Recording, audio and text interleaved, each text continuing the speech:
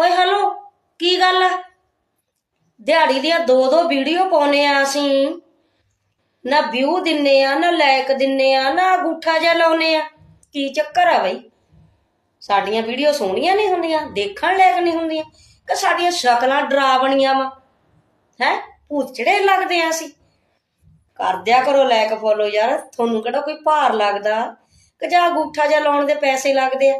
ਅਸੀਂ ਵੀ ਕੰਮ ਛੱਡ ਕੇ ਵੀਡੀਓ ਬਣਾਉਨੇ ਆ, ਅਸੀਂ ਕਿਹੜਾ ਵਿਹਲੇ ਆ? ਹੈ ਕੰਮ ਛੱਡ ਕੇ ਵੀਡੀਓ ਬਣਾਉਨੇ ਆ ਵੀ ਚੱਲ ਕੋਈ ਨਾ ਅੰਗੂਠਾ ਜਿਹਾ ਲਾ ਦਿਆ ਕਰੋ, ਕੋਈ ਗੱਲ ਨਹੀਂ, ਜਿਹੜੇ ਪੈਸੇ ਆਉਣਗੇ ਆਪਾਂ ਅੱਧੇ ਕਰ ਲਾਂਗੇ, ਕੋਈ ਚੱਕਰ ਨਹੀਂ। ਪਰ ਲਾਇਕ ਫੋਲੋ ਤਾਂ ਤੁਹਾਨੂੰ ਕਰਨਾ ਪੈਣਾ। ਕਰ ਦਿਆ ਕਰੋ ਨਾ, ਆਏ ਕਾਹਤੋਂ ਕਰਦੇ ਆ? ਮਿਹਰਬਾਨੀ ਹੱਥ ਬੰਨ ਕੇ ਸਾਡੀ ਵੀ ਵੀਡੀਓ ਨੂੰ ਲਾਇਕ ਸ਼ੇਅਰ ਕਰ ਦਿਆ ਕਰੋ ਕਦੇ, ਪਰ 2-2 ਹਜ਼ਾਰ ਵਿਊ ਤੋਂ ਅੱਗੇ ਵੀ ਟਪਾ ਦਿਆ ਕਰੋ।